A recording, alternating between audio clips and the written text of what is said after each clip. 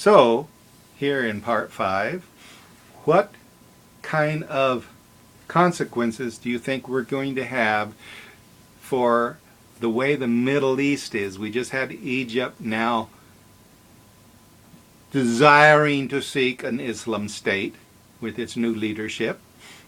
This is so new now, we don't know what that means.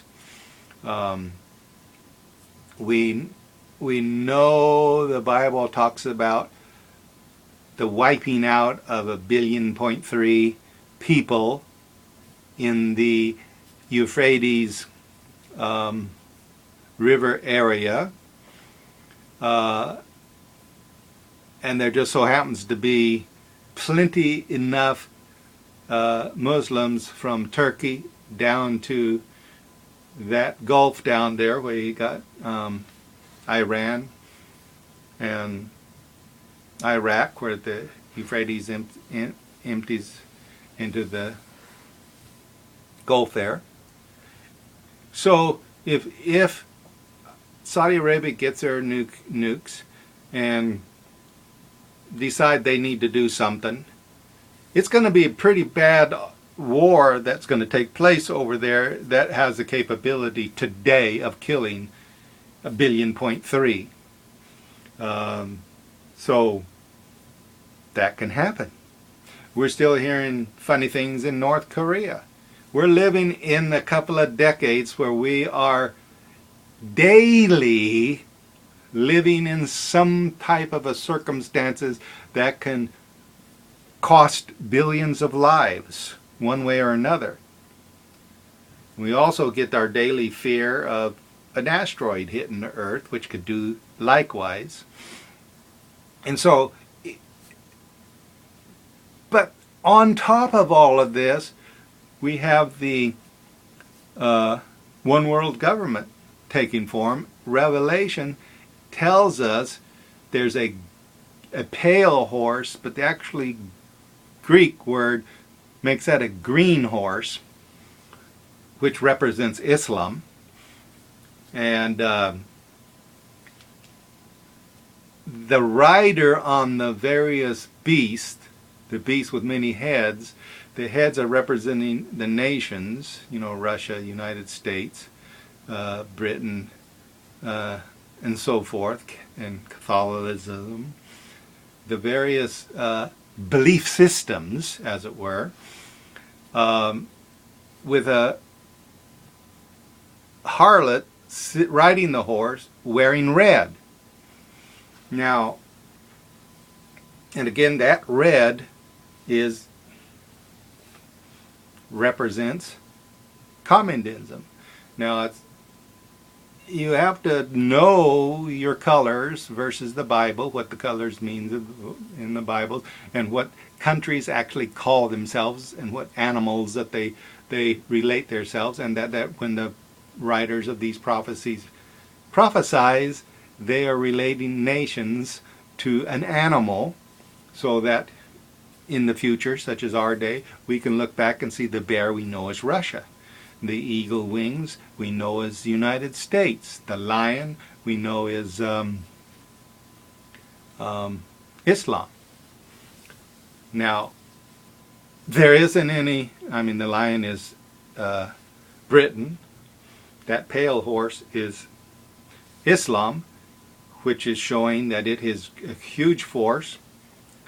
It does some things in the world, but then somehow or another it's not there in those last few countries that makes up those 4 beasts, and then the rider of that beast.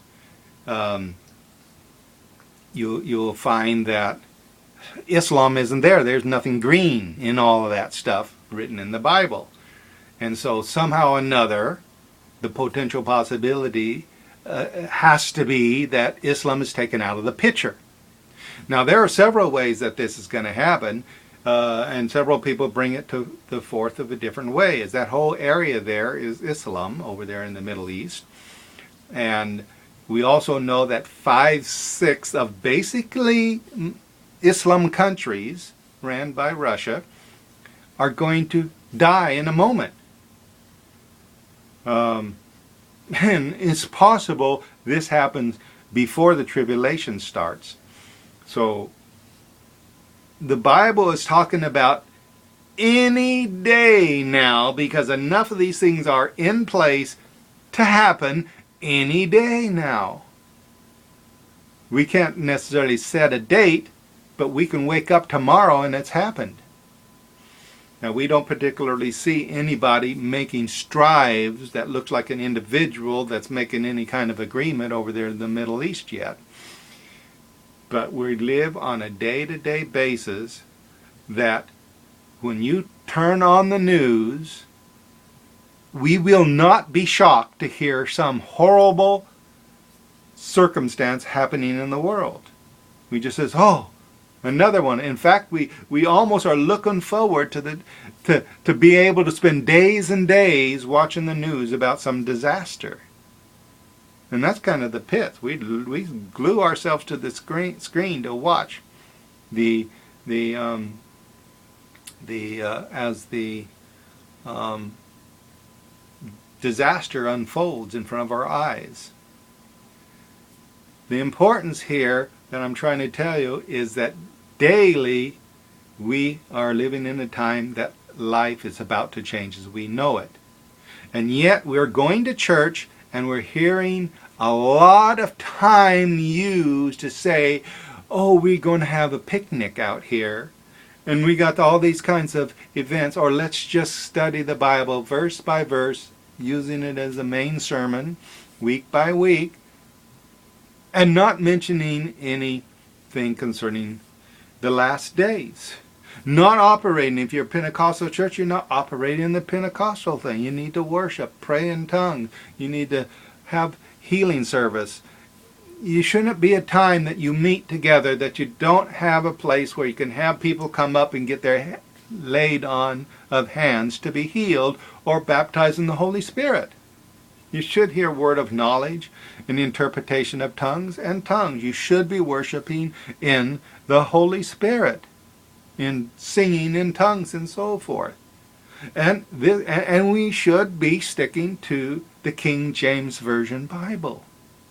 But we're living like we got decades more to go, and if anything does happen, poof, we're gone. So we miss it all. But it is so hard to take when we see pastors talking to their congregations, and there's old folk, and there's people that are so big, how are they going to manage if any disaster strikes? Let me go in one more part 6.